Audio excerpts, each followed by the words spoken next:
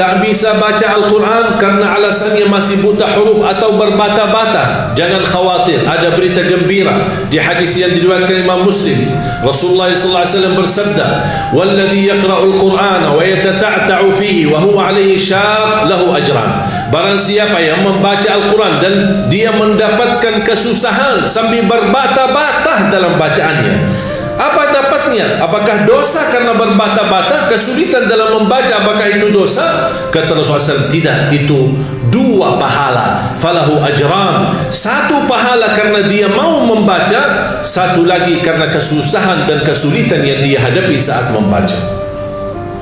Mohon maaf, tidak bisa baca sama sekali, alhamdulillah masih bisa simak, dengar. Sambil naik motor, sambil kita menjalani tugas di kantor, atau kita kemana saja pergi, alhamdulillah sekarang fasilitas mudah. Dan HP kita bisa kita dengar murattal, sambil kita khatam 30 juz walaupun tidak mengerti isinya, mendapatkan keberkahan.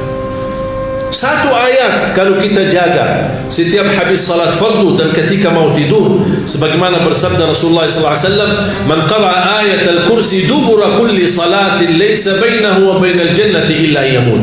Barang siapa yang membaca ayat kursi setiap habis salat fardu, dijamin menjadi ahli surga. Cuba satu ayat saja menjaminkan kita masuk surga. Kira-kira gimana 30 juz Al-Quran?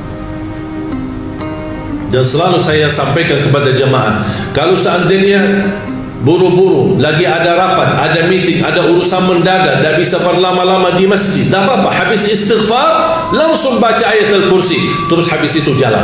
Terus gimana? Subhanallah walhamdulillah dan zikir-zikir yang lain, tak apa-apa, sambil jalan pulang bisa kita jalankan zikir itu. Asal jangan tinggalkan ayat kursi setiap habis salat, karena itu jaminan mendapatkan surga Allah Subhanahu wa ta'ala. Saya harap jemaah sekalian, kita mempersiapkan diri mulai sekarang. Jangan menunggu Ramadan yang datang, karena belum tentu bertemu Ramadan. Tidak ada yang punya jaminan punya umur sampai bulan suci Ramadan. Makanya saya harap, kalau tidak bisa 1 juz dalam 1 hari, minimal mulai harimu baca Al-Quran, tutupi harimu dengan membaca Al-Quran. Tunjukkan perubahan. Kalau anda ingin Allah rubahkan nasib kita, anda ingin Allah merubahkan rizkimu, Allah ingin merubahkan keadaanmu menjadi lebih baik, tunjukkan perubahannya kepada Allah Subhanahu wa ta'ala. Tunjukkan perubahan yang luar biasa, akan dapat anugerah yang luar biasa. Tapi jangan kita menjadi hamba biasa-biasa saja, tapi minta sama Allah yang luar biasa. Itu tidak adil. Oleh karena itu jamaah sekalian, mari kita minimal mulai harimu baca Quran semampunya. 1 ayat, 2 ayat, 1 halaman, apa yang anda mampu tunjukkan. Begitu habis subuh, sebelum beraktivitas, sebelum jalan ke kantor atau kemana, kita baca Al-Quran.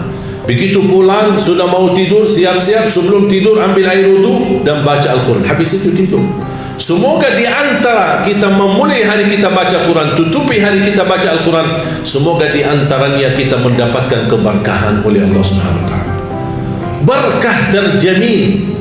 Saya belajar dari ibu saya, setiap hari tidak pernah lewat pasti khatam suratul Baqarah setiap hari, karena Rasulullah SAW bersabda, "Alaikum bi suratil Baqarah fa inna akhdaha barakah wa tarkuha hasrah wa la tastati'uha al-batalah." Ambillah suratul Baqarah, jagalah suratul Baqarah. Barang siapa yang membawa suratul Baqarah, sesungguhnya dia telah membawa keberkahan. Dan barang siapa yang meninggalkan suratul Baqarah, kata Rasulullah SAW, akan menyesal. Kira-kira mau mendapatkan keberkahan atau membawa penyesalan?